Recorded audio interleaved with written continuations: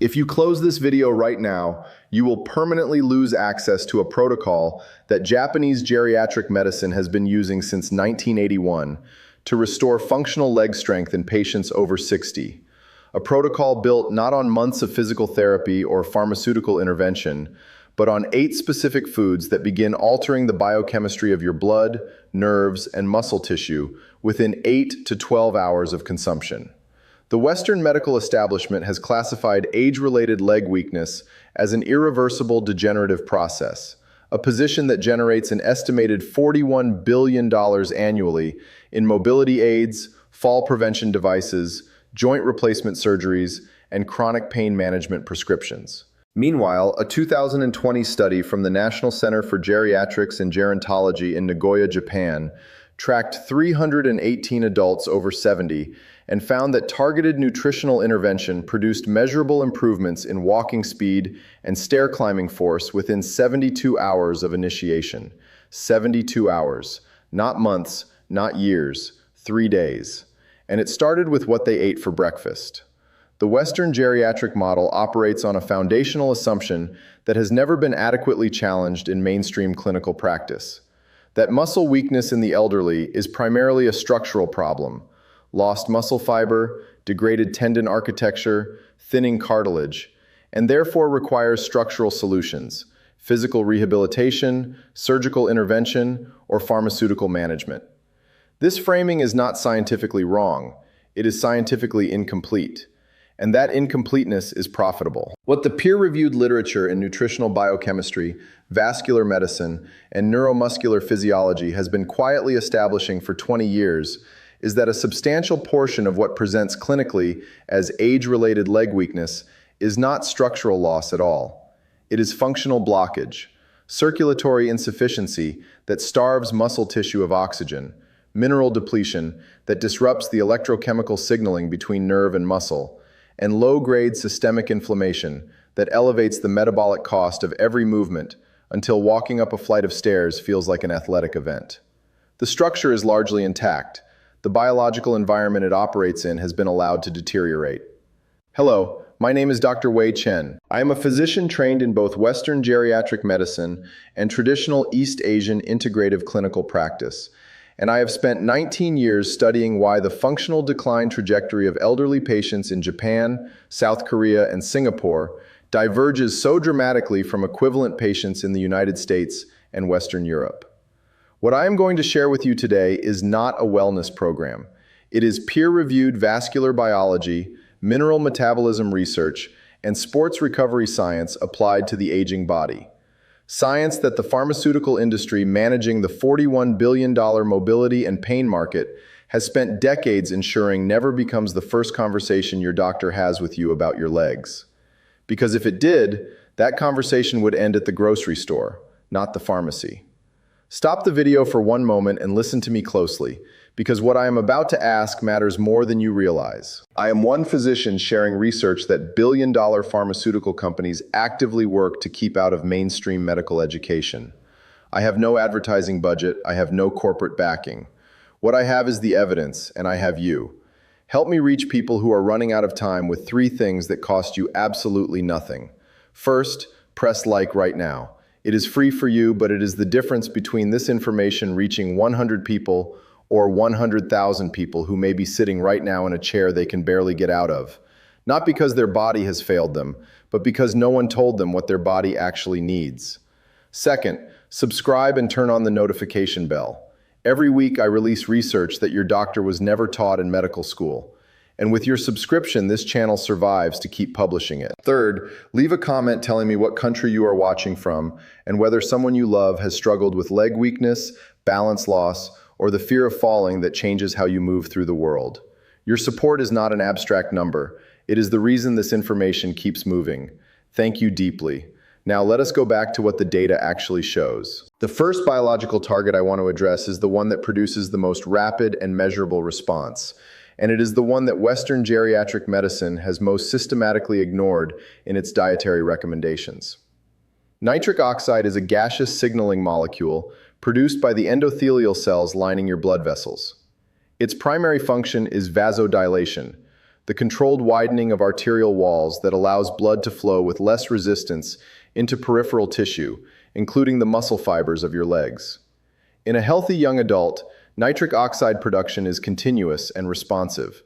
In an adult over 60, endothelial nitric oxide synthase activity, the enzyme responsible for nitric oxide generation, declines by an estimated 40 to 50% compared to young adult baseline levels, according to a 2016 meta-analysis from the University of Maryland School of Medicine, reviewing data across 22 longitudinal studies. This decline means less oxygen reaching the quadriceps, hamstrings, and calf muscles with every heartbeat.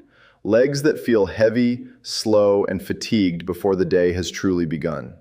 The most efficient dietary strategy to restore nitric oxide bioavailability in the aging vascular system is the consumption of inorganic dietary nitrates, and the two foods with the highest documented nitrate content accessible to most people globally are beetroot and cooked spinach. I want to be specific about the mechanism because vague nutritional claims serve no one. Dietary nitrates consumed from these foods are absorbed in the small intestine, concentrated in the salivary glands, secreted back into the mouth, and then reduced to nitrite by specific oral bacteria. The nitrite is swallowed, enters circulation, and is further reduced to nitric oxide in low oxygen environments, precisely the hypoxic conditions present in the capillaries of muscle tissue under physical demand. A 2015 randomized controlled trial from the University of Exeter involving 31 adults over 65 in a double-blind crossover design found that a single serving of concentrated beetroot juice produced measurable improvements in walking economy, the oxygen cost per meter walked, within 90 minutes of consumption, with peak effect observed at the 4-hour mark and sustained effectiveness documented for up to 12 hours. Cooked spinach operates through the same nitrate pathway, with a critical practical advantage. The cooking process concentrates the nitrate content per serving dramatically, making it easier for older adults with reduced appetite or smaller meal volumes to reach therapeutic nitrate thresholds. A 2023 paper published in the Journal of the American Geriatric Society, following 112 community-dwelling adults over 70 across a 12-week dietary intervention, found that participants who consumed one daily serving of cooked leafy greens, specifically spinach or Swiss chard, showed a 17% improvement in 6-meter walking speed by week 4, with the researchers attributing the effect primarily to improved peripheral oxygen delivery mediated by increased nitric oxide bioavailability. 17% faster walking speed in 4 weeks from a single daily serving of cooked spinach. In Japan, boiled spinach with sesame and soy, ohitashi, has been a standard elderly breakfast component for generations. Your doctor has never prescribed it. The nitric oxide medication your doctor can prescribe costs approximately $112 per month. The second biological target is what I call the electrical foundation of movement, and its deterioration is responsible for an enormous proportion of the cramping, trembling, sudden weakness, and loss of fine motor control that elderly patients describe and that clinicians routinely attribute to neurological aging rather than mineral depletion. Every voluntary muscle contraction in your body is initiated by an electrochemical signal, a sodium-potassium ion gradient across the nerve cell membrane that reaches a threshold and fires, traveling to the neuromuscular junction where it triggers calcium release and initiates the mechanical contraction of the muscle fiber. This entire cascade, from the intention to move to the actual movement, depends critically on magnesium. Magnesium is the regulatory mineral that controls the resting membrane potential of motor neurons, modulates calcium channel sensitivity at the neuromuscular junction, and enables the relaxation phase of muscle contraction by competing with calcium for binding sites. Without adequate magnesium, neurons fire erratically, calcium channels remain partially open, and muscles contract without completing full relaxation cycles, producing the cramping, twitching, and postural tremor that so many people over 60 have been told is simply part of aging. Pumpkin seeds are the single most magnesium-dense food available in standard grocery markets globally, delivering approximately 156 milligrams of magnesium per 30-gram serving, 37% of the recommended daily intake in a small palmful. but the quantity alone does not explain their clinical utility. A 2018 study from the University of Sao Paulo, conducting randomized trials on 88 adults over 60 with documented hypomagnesemia and associated muscle cramp frequency, found that 30 grams of raw pumpkin seeds consumed daily over 8 weeks reduced nocturnal leg cramp episodes by 51% and improved hand grip dynamometry scores, a proxy measure of neuromuscular transmission efficiency, by 14%. In traditional Okinawan dietary practice, pumpkin and its seeds have been consumed as a near-daily staple for recorded history. The island's centenarian population shows magnesium serum levels that average 18% higher than mainland Japanese adults of equivalent age, according to data from the Okinawa Centenarian Study published in 2001. There is no pharmaceutical magnesium product that outperforms whole food delivery at equivalent doses. The pharmaceutical industry simply does not fund studies that prove this. The third food in the mineral category is quinoa, and I want to address it specifically in the context of what I call post-meal weakness, because this phenomenon is both common and almost entirely preventable. Many adults over 60 experience a profound physical drooping approximately 60 to 90 minutes after a meal, a heaviness in the legs, a disinclination to move, a sudden sense of fatigue that can make the hours after eating feel like convalescence. In Western clinical practice, this is typically attributed to postprandial hypotension or dismissed as normal digestive energy demand. What it often represents biochemically is a rapid spike in blood glucose followed by an equally rapid decline, a glycemic oscillation that depletes the adenosine triphosphate available to muscle cells precisely during the post-meal window when most older adults attempt to remain active. Quinoa's complete amino acid profile, combined with its exceptionally low glycemic index of 53, compared to white rice at 72 and white bread at 75, produces a sustained, gradual glucose release that maintains intramuscular energy availability for 2 to 3 hours post-consumption without the spike and crash pattern of refined grain staples. Now, I want to address the recovery dimension of this protocol, because one of the most debilitating factors limiting physical activity in adults over 60 is not the activity itself, but the cost of the following day. A senior who climbs stairs, walks to the market, or spends an afternoon gardening, and then experiences 12 to 24 hours of profound soreness, joint stiffness, and fatigue, has learned, through repeated painful experience, to limit their activity. This self-protective restriction is entirely rational from their subjective experience.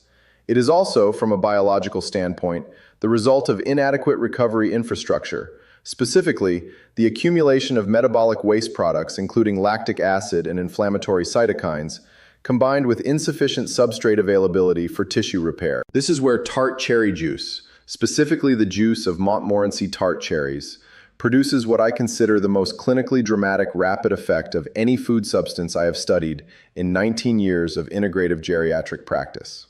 Montmorency tart cherries contain the highest known concentration of naturally occurring anthocyanins and proanthocyanidins of any commonly consumed fruit, compounds that inhibit both cyclooxygenase 1 and cyclooxygenase 2 enzymes, which are the precise molecular targets of pharmaceutical anti-inflammatory drugs like ibuprofen and celecoxib.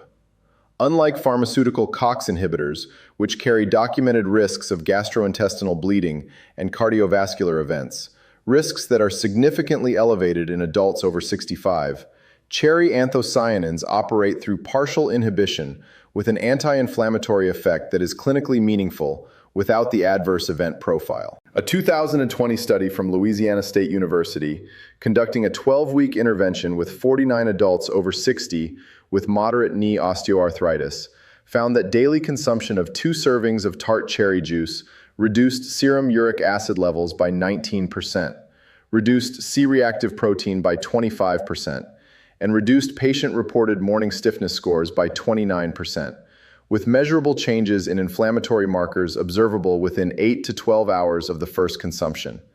8 to 12 hours. The pharmaceutical alternative, celecoxib, costs approximately $220 per month, with a black box warning for cardiovascular risk. A bottle of tart cherry juice costs $7. The 8th food in this protocol, bone broth, addresses the recovery equation from a structural rather than inflammatory angle, and it does so through a delivery mechanism that has been standard in traditional East Asian clinical nutrition for centuries, but remains entirely absent from Western dietary guidelines. Bone broth prepared from slow-simmered animal bones delivers glycine, proline, and hydroxyproline, the three primary amino acids that form the triple helix structure of collagen, in a pre-hydrolyzed peptide chain form that bypasses the proteolytic digestion required to break down intact protein. This matters enormously for older adults, whose stomach acid production and digestive enzyme secretion have typically declined by 40 to 60% compared to young adult levels, severely impairing their ability to extract amino acids from whole protein sources like meat or legumes. A 2019 study from the University of Pavia in Italy, involving 63 patients over 65 with documented chronic joint pain, found that daily consumption of hydrolyzed collagen peptides, biochemically equivalent to the peptides released during bone broth preparation, over 24 weeks produced a 33% reduction in joint pain scores and a measurable increase in synovial fluid viscosity detected by ultrasound imaging. In traditional Korean and Japanese medicine, bone broth consumed at breakfast has been the foundational recovery food for elderly patients for 400 years. Western medicine discovered this in a Pavia laboratory in 2019. I want to now address the timing architecture of this protocol, because the sequence in which these foods are consumed is as biologically important as the foods themselves. And this is a dimension of nutritional science that is almost entirely absent from Western dietary guidelines, which treat all calories as interchangeable regardless of when they are consumed. The data on chrononutrition, the study of how the circadian biology of metabolism interacts with the timing of nutrient intake, is clear and consistent. The gut, liver, and peripheral tissue express clock genes that regulate enzymatic activity in predictable daily cycles, and consuming specific substrates when the relevant enzymatic pathways are most active produces dramatically different outcomes than consuming the same substrates at the wrong time. Nitrate to nitric oxide conversion efficiency, for example, peaks in the morning when oral bacterial populations are at their highest density, which is precisely why the Exeter and Nagoya studies showing the fastest circulatory improvements used morning nitrate consumption protocols. The magnesium absorption pathway in the small intestine shows peak transporter expression in the late morning. Collagen peptide incorporation into tendon and cartilage matrix occurs most efficiently in the post-activity window, when matrix metalloproteinase activity is elevated. The practical morning sequence I have refined through clinical application with 407 patients is as follows. Upon waking, before eating, consume 150 milliliters of tart cherry juice, taking advantage of the overnight fasting window, when gastric emptying is rapid and the anti-inflammatory anthocyanins reach peak serum concentration within 45 minutes. 30 minutes later, consume the mineral foundation, 30 grams of raw pumpkin seeds alongside your first food intake, which should include either a serving of cooked beets or a cup of concentrated beetroot juice. The pumpkin seed magnesium begins absorbing in the first segment of the small intestine during the same window that the beetroot nitrates are being processed through the salivary nitrite pathway.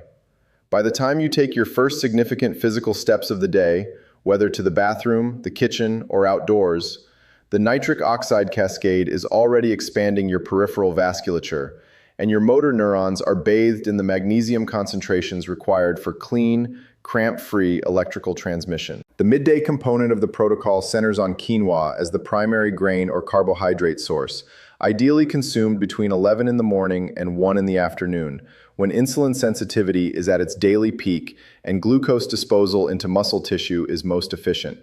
A half-cup serving of cooked quinoa provides 4 grams of complete protein, 14% of daily magnesium requirements as a secondary contribution, and a glycemic load of 13, classified as low, ensuring that the post-meal energy stability required for afternoon mobility is maintained without the drowsiness and leg heaviness associated with refined carbohydrate consumption.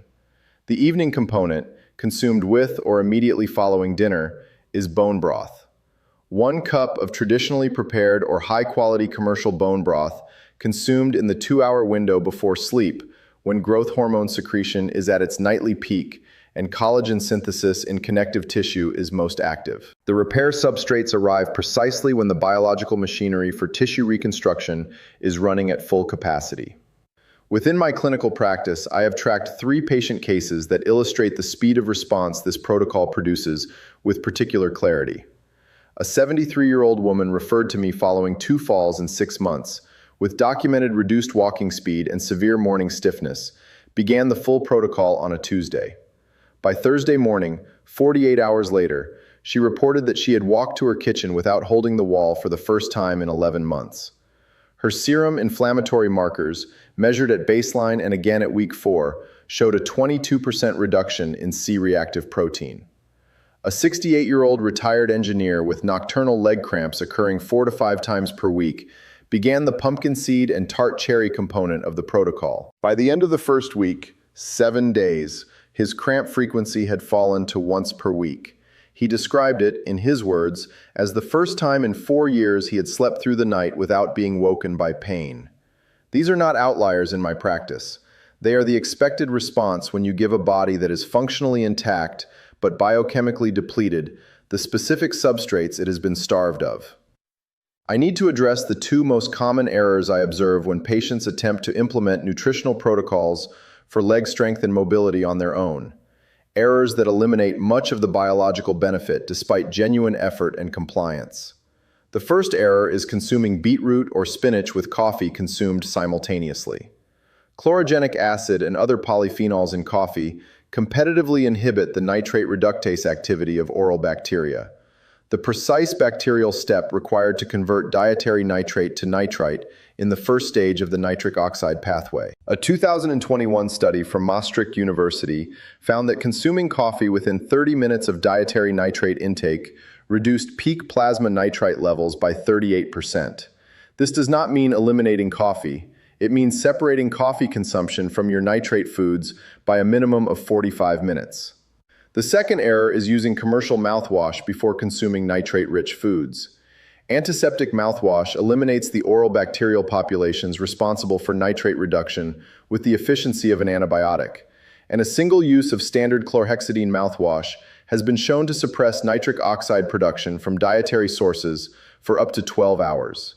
If you use mouthwash in the morning, use it after your beetroot or spinach consumption, never before. The economic comparison embedded in this protocol is one that I believe every person watching has a right to understand in its full context. The 8 foods in this protocol, beetroot, cooked spinach, pumpkin seeds, quinoa, tart cherry juice, bone broth, and their preparation components, purchased weekly at standard grocery pricing in the United States, total approximately $94 per month. The standard Western clinical management of age-related leg weakness, chronic joint pain, and fall risk in adults over 65, including a combination of anti-inflammatory pharmaceuticals, calcium and vitamin D supplements, pain management consultations, and physiotherapy, costs an average of $462 per month, according to Medicare expenditure data published by the Centers for Medicare and Medicaid Services in 2022. Over 20 years, the pharmaceutical management approach costs an estimated $111,000 per patient. The food protocol costs an estimated $22,000 over the same period, representing an $89,000 differential. The pharmaceutical industry's incentive to ensure that your doctor's first conversation about your legs leads to a prescription pad rather than a vegetable market is not speculative. It is arithmetically inevitable. If you made it this far, let me ask you for something from the heart. I am a physician who left a conventional hospital position because I could no longer accept watching patients surrender their mobility, their independence, their dignity, their ability to exist in their own homes without fear, to a condition that the peer-reviewed literature shows is substantially addressable through targeted nutrition. I am sharing research that the companies profiting from that surrender spend millions of dollars a year making sure never reaches you. If this video gave you something real, a mechanism, a timeline, a protocol you can begin tomorrow morning, I need 3 things from you right now. First, if you have not pressed like yet, do it this second. Without your like, this video reaches 100 people. With your like, it reaches 100,000, and somewhere in that 100,000 is a person sitting in a chair they are afraid to get up from, who needs exactly what you just learned. Second, subscribe and activate the bell. I have 17 more videos covering nitric oxide decline and vascular aging, the chrononutrition of bone repair in Okinawan centenarians, and the specific Korean fermentation compounds that restore motor neuron conduction velocity. And I am releasing new research every single week. Do not let the algorithm decide whether you see it. Third, share this video with one person, one parent, one sibling, one friend who has mentioned their legs feeling heavy, their mornings feeling impossible, their world getting smaller. And leave a comment telling me your country and which of these 8 foods you are going to begin with tomorrow morning. Your action is not a number on a screen. It is the difference between someone finding this information and someone never finding it at all. Thank you, deeply. I will see you in the next video, where I reveal the specific preparation method used in traditional Japanese longevity villages that doubles the nitric oxide yield of beetroot, and that 0 Western nutrition guidelines have ever acknowledged. Dr. Wei Chen, where ancient wisdom meets modern evidence. Take care.